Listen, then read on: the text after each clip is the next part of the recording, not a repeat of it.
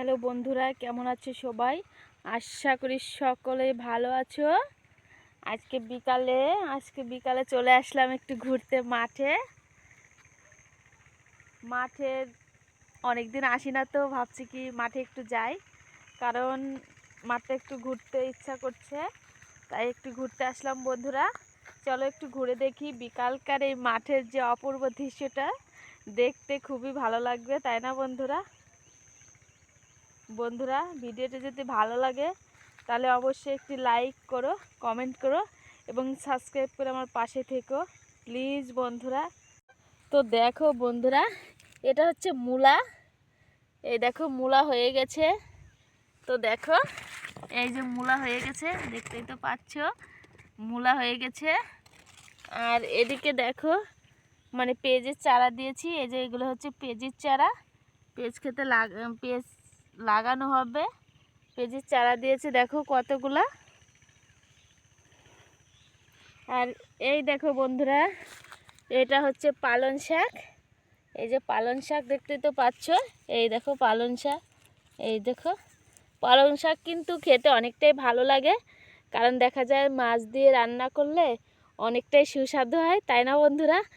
আর পালং শাক খেতে অনেকটাই উপকারী, কারণ এতে প্রচুর পরিমাণ ভিটামিন সি থাকে। এই শাকে কখনো পেট ব্যথা করে না। আর তো বন্ধুরা, আর একটা কথা কি, দেখো বন্ধুরা, দেখো ফুলকপি কি সুন্দর হয়েছে দেখতে, এতটাই ভালো লাগে। দেখো, এই দেখো ফুলকপি কত সুন্দর লাগছে দেখতে, ভালো লাগছে না? ওই দেখো। আর এই দেখো হচ্ছে কপির ক্ষেতটা, প্রতিটা গাছের ভিতরে ফুল হয়েছে, মানে কপি হয়েছে। তো দেখো,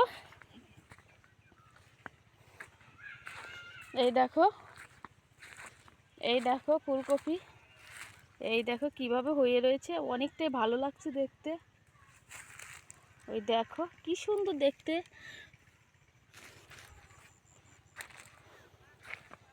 তো দেখো, এই যে অনেকটাই ভালো লাগছে। প্রতিটা গাছে এখন ফুল এসে গেছে। কিছুদিন আগে তোমাদের এই গাছ দেখাইছিলাম, কিন্তু সেই সব গাছে এখন সব গাছে ফুল এসে গেছে বন্ধুরা। আর এটা হচ্ছে সেই পেঁয়াজ ক্ষেত, দেখতে পাচ্ছ তোমরা? এই যে যাকে বলে মুড়ি কাটা পেঁয়াজ, এই দেখো পেঁয়াজ ক্ষেত। আর দেখো হাই যাকে বলে কালি, সেগুলোকে এসে গেছে।